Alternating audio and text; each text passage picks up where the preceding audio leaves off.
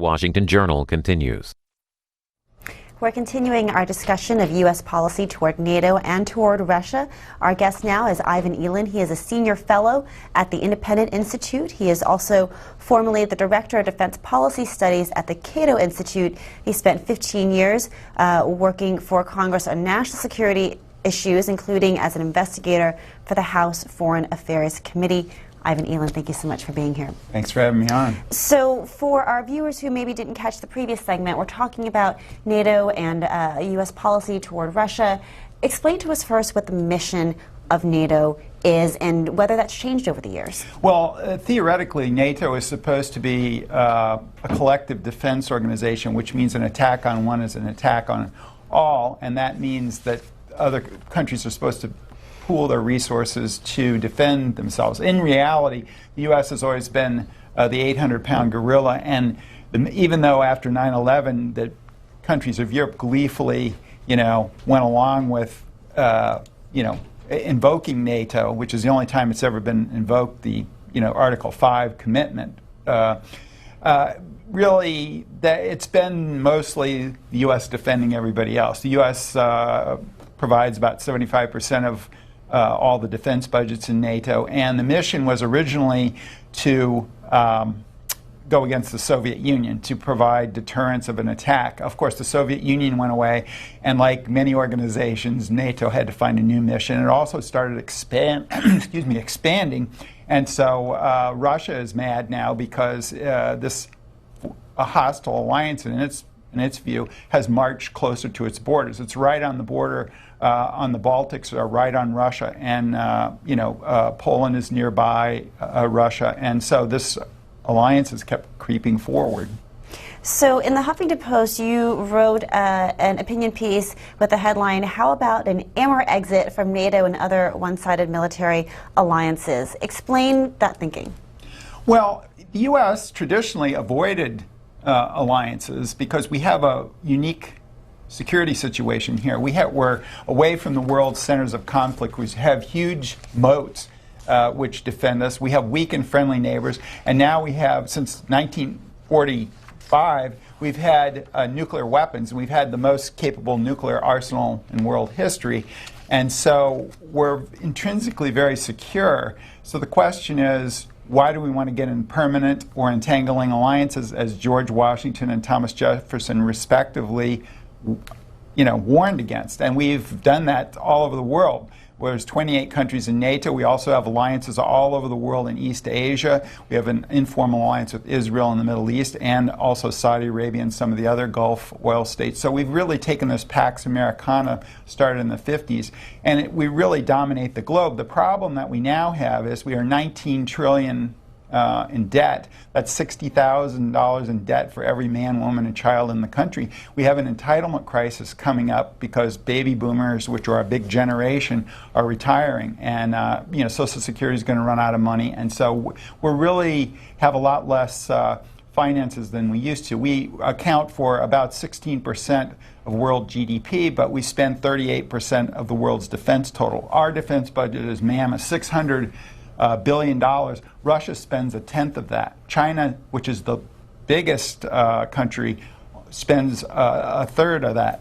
And so we are the dominant power. But it's really a question of, do we need to retract and have a period of renewal, because our economy is really what drives all other forms of national power: military, cultural, diplomatic power.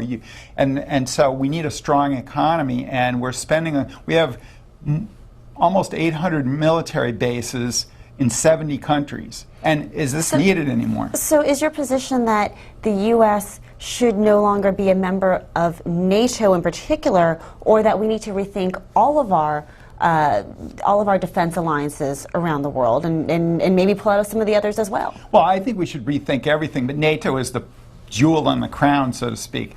And the other point is that NATO was created when there was rubble in Western Europe after World War II, when we were scared of the Soviet Union, even though they were probably more devastated as devastated as any country, because a lot of the fighting was on their soil. But we were scared that they were going to invade Western Europe. So and those countries, France, Britain, Germany, Netherlands, whatever, they were very, devastated. Well, by the 1960s, these countries had all become very wealthy, and all our allies in East Asia had the same problem. They were devastated. They became wealthy. But we still provide the defense. This, as I say, this is an unequal alliance. The U.S. is really providing the security. When the ambassador says, it's one for all and all for one, we're the 800-pound gorilla, and we take these countries along like in Afghanistan or Libya, but it's U.S. power, and the reality is that they're window dressing on it. They do provide some capability, but only the countries like Britain and France, the smaller countries, provide very little capability at all. We want to let our viewers know that we are taking your calls. You can call in on the Democratic line at 202-748-8000. Republicans, the number's 202-748-8001. Independents, 202-748-8002. You can also send us a tweet. Our Twitter handle is at C-SPAN WJ. Let's hear now from Chris in Silver Spring, Maryland, on the Republican line. Good morning to you, Chris. Good morning. I want to say that Putin and the anti-West movement have evolved from the Bosnian Kosovan intervention by NATO, and a lot of tensions have come since then. Secondly, it seems like Russia and China are on an imperialist track, and they're forming an axis. I know they're going to do maneuvers together in the South China Sea. I think the importance of NATO reassessment is crucial at this time. Thank you. I'll hang up and listen. Yeah, I think the caller makes a good point in that, NATO is sort of constraining our policy, because really what we probably should be doing with a rising China is actively courting Russia and trying to peel it off, as Nixon tried to peel off China from the Soviet Union, just sort of a reverse thing. We need to be probably more friendly to Russia. Now, that's hard. I didn't agree with Putin's incursion into Crimea and annexation of it, and incursion into eastern Ukraine. But you have to recall that Putin is probably a product of the expansion of NATO, because right after the wall fell down and the Soviet Union fell down, Russia was very receptive to the U.S., and we should have expanded NATO. If you want to expand NATO, include Russia, because make it a talk shop. You don't no longer need the Article 5 defense commitment, and I think you would have had a different outcome. Does Russia meet the requirements for NATO membership? Well, in terms of those are democracy? artificial. I mean, Turkey's sliding down the precipice toward authoritarianism. Russia is less authoritarian than Saudi Arabia, Bahrain, and equally authoritarian with the United Arab Emirates. Those are all U.S. allies. Saudi Arabia is far worse in terms of freedom on the Freedom House list. So I think it's a little bit, sanctimonious to say that Russia. Certainly Putin is a dictator, and nobody's apologizing for that. But I think we have to look at the roots of that. If the Soviet Union or Russia had formed an alliance and they took in a lot of Latin America, including Mexico, right on our border, the United States would not like that at all. We have our own sphere of influence, and big powers usually do. We don't like to talk about that. But Russia has been invaded by the Mongols, the Swedes, the French, the Germans twice. They fought with the Poles. And they have a very bad geographical situation. We have a very great geographical situation. We're probably the most intrinsically secure power in world history. The Russians have a North German plain there where many adversaries have come. So that tends to make them more autocratic because they're constantly threatened. We saw that in Germany, World War I and World War II. They had more authoritarian leaders because they have a poor security situation. Britain, on the other hand, is an island. Where did we get all our democratic values? The army could be small. Those values came to here because we have an even better situation than Britain does. So I think, our flexibility has been impaired by a lot of these obsolete alliances. I think Donald Trump is right on this point that NATO is obsolete and some of these other alliances are obsolete. Now, there's no reason that we can't defend these countries if some threat big threat comes up. But I think we need to be the second line of defense rather than the first line of defense. And I think we probably either need to modify NATO or get rid of it. Next up, Thomas from Cleveland, Ohio is calling on the Democratic line. Good morning, Thomas. Yes, I agree with the comments that this gentleman made wholeheartedly. I'm a veteran, and I think that the whole Ukraine problem was caused by the Europeans who wanted, they saw the future, and they saw that NATO could not be really prolonged for too long because of the debt situation in the United States. And another thing I like to say is, as a military veteran during Vietnam, this country has never seen war. We had 2 buildings attacked in New York, and it was devastating for the country. Now we have outlying Baltic countries that could cause nuclear conflict with the United States with no problem from us. We'll be drawn into a nuclear war behind nothing that was a direct threat to the United States by some decision by some nationalists made in some country far away from the United States. Yeah, I think the caller has a point. The Baltics are really indefensible without nuclear weapons.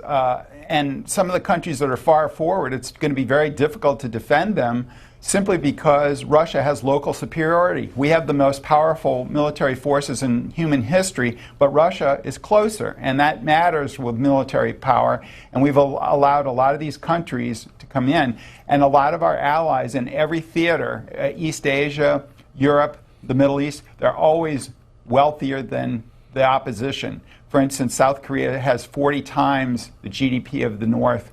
The European Union has roughly 8 times the GDP of Russia. So these countries need to do more to defend themselves. Now, we heard the ambassador earlier say that, burden sharing has been an issue for 20 to 30 years. Yes, and nothing's been done about it. And if it wasn't going to happen during the Cold War, it's certainly not going to happen now when the threat is lower. And this is something that is not going to happen because alliances always have a free riding problem. The economists will say that the smaller countries always say, hey, let's let the big country take care of it. The United States is facing a threat from terrorism, and it's a global threat as well. How should the U.S. seek to combat that risk when outside of an alliance structure such as NATO or other partnershits? Well, certainly you don't need, NATO is not very good it hasn't done much on terrorism because it's not set up to do that. And it got, as Donald Trump pointed out in his speech, they are trying to do something, and they would say this Afghanistan nation building exercise it was designed to do that. I think it's just a bog. We killed bin Laden. We should have, what we really need is countries, not necessarily European countries, but countries in the Middle East, European countries, East Asian countries, whatever. We can exchange intelligence. We don't have to have a formal alliance. And even if we need to take military action, as in the first Gulf War, you put together a coalition. That wasn't NATO. The Iraq War wasn't NATO because hardly anyone would participate with the U.S., only Britain and Spain. But also these alliances can drag you into wars. Remember in World War I, nobody really wanted war, but they had all these entangling alliances, and it forced them into war. So alliances can be negative and inflexible, especially when the things change, the environment changes. So really impedes your flexibility. And I think, we've never really gotten much from our allies as far as them opening markets. We've spent all this money defending both NATO allies and East Asian allies, and they never have given us even trade concessions. In fact, we've traded trade so we could keep our military bases, which makes no sense at all, I don't think. I think we need to rethink these things. Next up, Natasha from Troy, Michigan on the Republican line. Natasha, go ahead. Good morning. I just came back from visiting a friend in Estonia, and I'm surprised at how many people in those 3 countries speak Russian. But that's just an aside. I am a student of Russian history. I just finished reading a book on Catherine the Great, and in the back there is a chronological table. In 1774, there was a war between Russia and Turkey. Turkey and Russia gained lands northwest of the Caucasus and became a protectorate over Crimea and the Orthodox Balkan peoples. That was in 1774. In 1783, the annexation of Crimea began. And in 1784, the Treaty of Constantinople, Turkey accepts Russia's annexation and grants them free passage through the Dardanelles and, of course, access to the Black Sea, which they need because, as you had mentioned, their misfortune of being sort of landlocked. Now, in 1791, the Turkey yields all the region between the Bug and the Dniester, those are rivers, to Russia and confirms her rights over the Crimea. And the Crimea belonged to Russia. The Tsars had palaces there and everything until 1954, I believe it was, when Nikita Khrushchev, Ukrainian president, became president of the Soviet Union. And Natasha, we're going to have to leave it there so that we can get back to our guests and some other callers. Ivan Eland, do you have any thoughts on her comments? Yes, well, I think she's making the point that Crimea has been in Russia a long time and was just transferred by Khrushchev in the 1950s. And Ukraine is also a very important country to Russia. It was in the Soviet Union. It's an industrial and agricultural very important for Russia. And I think basically, we see Russia taking back some of its near abroad in Crimea. Most of the people there want to be part of Russia. Now, Eastern Ukraine, they speak Russian there. And certainly I don't condone Putin's invasion of Crimea, and I would say invasion of Eastern Ukraine. But the reason that he did the Ukraine thing, I think, is because he fears that Ukraine will enter NATO, and that's along the invasion route traditionally that has been a problem for Russia. So we always look at these things as offensive, but I mean, he probably has more excuse for invading Crimea than we did for Iraq. The FBI has recently alleged that Russia is behind the hacking of Democratic National Committee emails. What does that tell you about Russia's relationship with the U.S. and U.S.'s relationship with Russia? Well, I think they have sophisticated cyber capabilities, so I think it probably was them. Now, whether they're trying to manipulate the election or just trying to do espionage, because, of course, all countries do espionage, including the U.S., and the U.S. can't be too sanctimonious about trying to meddle with other people's elections because, of course, the CIA did that for decades and is still doing it. And the Russians argue that they did it in Ukraine, and because the Ukrainian government flipped from a pro-Russian government to an anti-Russian government, and that's what triggered the annexation of Crimea and the meddling around in eastern Ukraine to keep Ukraine out of NATO, because I think the Russians were scared that Ukraine would go into NATO. And that Ukraine, as I say, is very important, not only strategically, economically, but also culturally to Russia. So, as far as the election goes, I don't approve of them doing that, because I don't think that they should try to monkey with our elections. But perhaps we shouldn't monkey with other countries' elections as well, because the U.S. has done a lot of that over the years with CIA, bags of cash. The technology has changed a little bit, but it's still happening. James from Richmond, Virginia is on the Independent line. Hello, James. Good morning. Good morning. I'd like to back up just a little bit on our history and remember when, and I was a great Republican and a Ronald Reagan guy until I found out that he was the one that put bin Laden in power and started the drug war. And now we're still fighting that, and it took Obama to get rid of bin Laden after we dumped him after he got Russia out of Afghanistan. I'm a full supporter of NATO, but my representative the other week voted for our military to spend more money than they even asked for. And if we want to get things under control and get our budget under control, why would we ever give the military more money than they need? We need to look at what we're doing. The world has changed. We don't need tanks and all these things. Now we need to go with the drones. And the other part is, we go over and drop a bomb on somebody, we don't expect them to retaliate. If my neighbor came over and did something in my yard, I'd probably go over and do something in his yard. We need to have a strong military and protect our own country and stay out of other countries' business. All right. James from Richmond, Virginia. Yes, I think the caller has a point. We've created some of these threats. I would say Carter actually started aiding the Mujahideen. Reagan really ramped it up. So those two presidents do have a role in creating Al-Qaeda. And, of course, we created ISIS by invading Iraq. Now, what do you do about it? Well, I think Donald Trump is onto something. I don't agree with all of his terrorism policies, including banning Muslims from the U.S. I think that's counterproductive.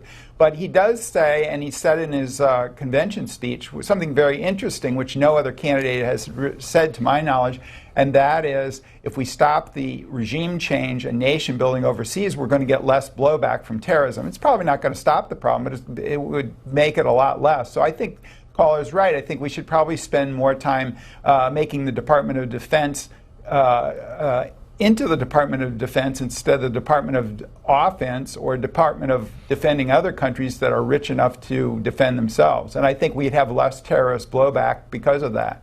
John from Crofton, Maryland on the Republican line. John, go ahead. Yeah, I guess national defense, foreign policy, the economy, all these things, I think Donald Trump is head and shoulders above Hillary. Hillary's never accomplished anything. What she's gotten her hands involved in, whether it's Libya, whether it's the Iranian nuclear deal, this has all contributed to a weakening position of the United States at home and abroad. You people have to be nuts if you think there's any choice. Hillary is a loser. Hillary is... All right. What? We got you, John. Ivan, Eland, is there a danger, though, that if NATO were to unravel or America were to leave that alliance, that the external threats would then emerge?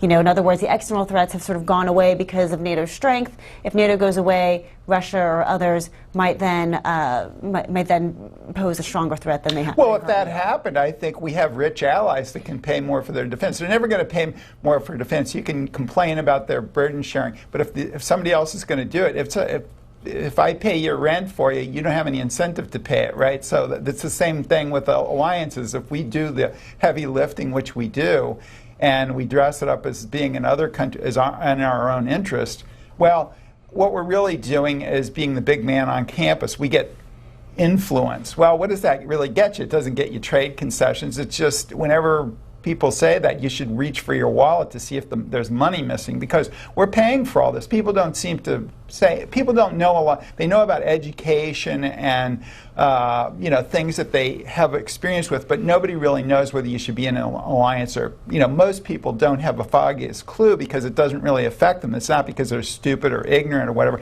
It's just that they have no experience with it, that the government does these things. And I think we need to rethink some of these things. And I think Trump is being useful in this campaign by bringing up some of these issues. And yes, I think Hillary's making the case in her convention that Trump is dangerous, that his personality is dangerous. But on the other hand, he could say, well, she's much more hawkish than I am, which is unusual. Usually it's the Republican candidate that's more hawkish. So he could make the argument, well, you're dangerous because you're going to continue these policies. And Hillary was... she took a look at what happened in Iraq, where we overthrew a dictator and got chaos, and she was an advocate of getting involved and doing the same thing in Libya. Well, we overthrew the dictator and we got predictably chaos because these countries are sort of artificially drawn on the map.